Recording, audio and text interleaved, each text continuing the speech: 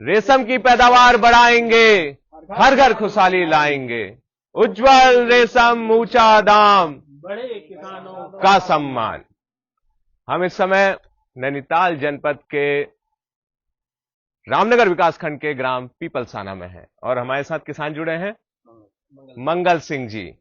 इस समय बसंत फसल का सीजन है और हम मंगल सिंह जी के वहां पर कीट पालन देखने के लिए आए हुए हैं, हमारी पूरी टीम। और उस समय जब हम इनका कीट पालन देखते हैं तो हमारी नजर एक ऐसी जानकारी से भरी हुई चीज पर पड़ती है जो हमने ही इनको उपलब्ध कराई है कुछ सोचते हुए। हमारे साथ तकनीकी विशेषज्ञ के रूप में रोमिल जी भी जुड़े हुए हैं और नैनीताल जनपद से सीनियर इंस्पेक्टर विमल जी भी। ये जो मंगल जी हैं, इन्होंने ऐसे एक कैलेंडर को पकड़ रखा है जिसका एक कोना मैंने भी पकड़ा हुआ है। ये जानकारियों का पुलिंदा है एक कैलेंडर में। मैं बताना चाहूंगा, यहां पर लिख रखा है इसमें एक बड़े बड़े हरफों में, अगर आप पास से देख पाएंगे, कि रेशम कीट पालक भाइयों के लिए ध्यान देने योग्य आवश्यक बातें। रेशम कीट पालक भाइयों, अब जब हम बात उत्तराखंड की करते हैं तो उत्तराखंड में दो प्रकार का कीट पालन को मतलब हम दो हिस्सों में बांट सकते हैं, चौकी कीट पालन में और उत्तरावस्था कीट पालन में।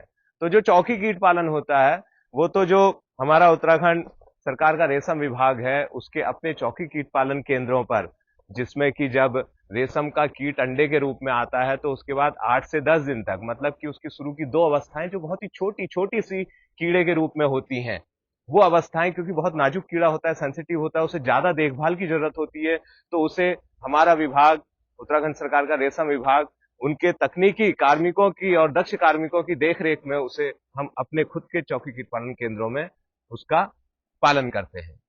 तो वो होता है चौकी कीट पालन। और उसके बाद जो होता है उत्तरावस्था कीट पालन, यानी कि वो हमारे कीट पालक भाई या रेशम का किसान अपने घर में कीट पालन गृह में करता है।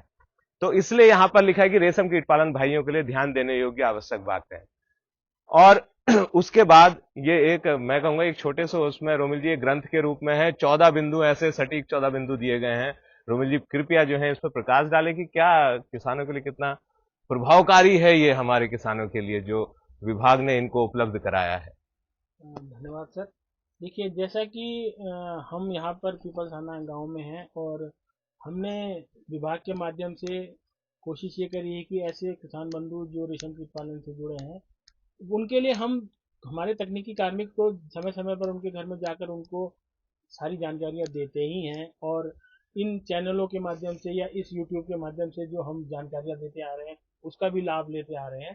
फिर भी विचार एक ऐसा आया कि ऐसी बातें जो किसान के लिए आवश्यक है, यानी कि जब किसान के घर कीड़ा पहुंच जाता है तो कौन सी वो छोटी छोटी सी सामान्य सी बातें हैं जो कि किसान अगर ध्यान रखेंगे तो फिर उनका उत्पादन रेशम का बहुत अच्छा हो सकेगा।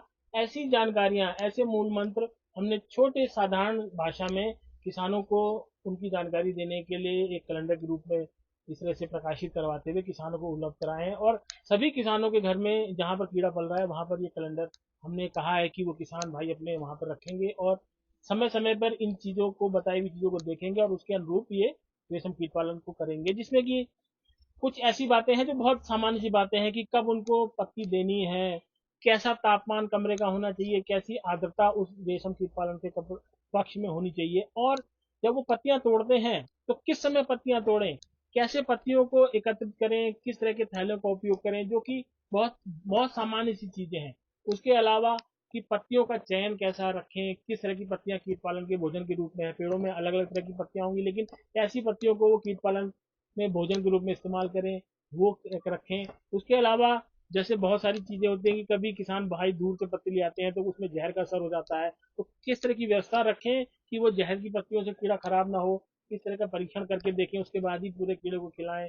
ये साथ ही साथ कीड़ों में, क्योंकि कीट पालन ये जीवित कीट है, इसके लिए भी देखभाल की आवश्यकता होती है। उसमें कोई बीमारी ना आए, उसकी साफ सफाई हो, उसका विकास अच्छा हो, उसके लिए चूने का उपयोग, रेशम कीट औषधि का उपयोग, ट्रे में किस तरह का फैलाव करें, इस तरह की बातें हमने इस कैलेंडर में मुख्य रूप से दिखाई हैं। और अगर बीमारी ग्रस्त कोई कीड़ा है तो उसको उस ट्रे से हटा के अलग रख दें। ये चीजें जो किसान को जाननी बहुत जरूरी है, जिससे कि उसका कीट पालन अच्छे से हो सके और उसका कीड़ा अच्छा विकास करे और रेशम बन सके। ऐसा यहाँ पर हमने दर्शाया है। साथ ही साथ ये भी दर्शाया गया है कि जब वो कीड़ा माउंटिंग करने के बाद रेशम बनाने के लिए तैयार हो जाता है, तो किस तरीके से उसको उस जाली में रखना है, कितनी संख्याओं में रखना है, जिससे कि जो रेशम का कोया बने वो एक समान आकार का बने, एक अच्छी गुणवत्ता का बने, और उसको बाजार में बेचते समय भी क्या सावधानी रखनी है, इसका भी हमने जानकारी दी है कि उसको अलग अलग श्रेणी के हिसाब से वहां पर बाजार तक ले जाने में किस तरह के थैलों का उपयोग करें। ये सारी बातें देखेंगे, चाहे बिंदु संख्या 1 से लेकर बिंदु संख्या 14 तक।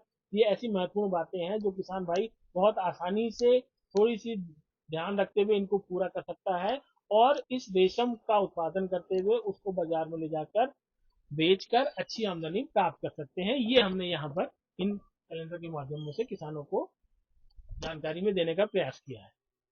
मैं तो ये कहना चाहूंगा रोमिल जी कि ये जो कैलेंडर है हमारे रेशम किसानों के लिए और कीटपालक भाइयों के लिए केवल एक कैलेंडर नहीं, ये एक 14 सूत्री यानी कि रेशम उत्पादन के 14 मंत्र के रूप में है। अगर आपने केवल इन 14 मंत्र को फॉलो कर लिया तो आप बहुत अच्छा उत्पादन कर सकेंगे। 14 मंत्र, 14 सूत्र जो रेशम उत्पादन की सफलता को दर्शाते हैं, उसके पीछे खड़े हुए हैं। और यहां पर जैसा इन्होंने बताया कि इन बिंदुओं को कवर किया गया है, एक इतनी सीधी सादी भाषा में इनको कवर किया गया है, क्योंकि जब हम इसको बना रहे थे तो काफी मंथन उस पर किया, और उस मंथन में इस बात का ध्यान रखा कि हमारा जो किसान भाई है वो जब इसको पढ़ेगा, क्योंकि मैं आपको बताना चाहूंगा जो रेशम कीट पालन है वो तो एक मतलब ऐसा एक वैज्ञानिक विषय है, एक बड़ा साइंटिफिक विषय है। अगर वही भाषा इसमें लिख दी जाएगी तो हमारा किसान भाई कैसे समझेगा?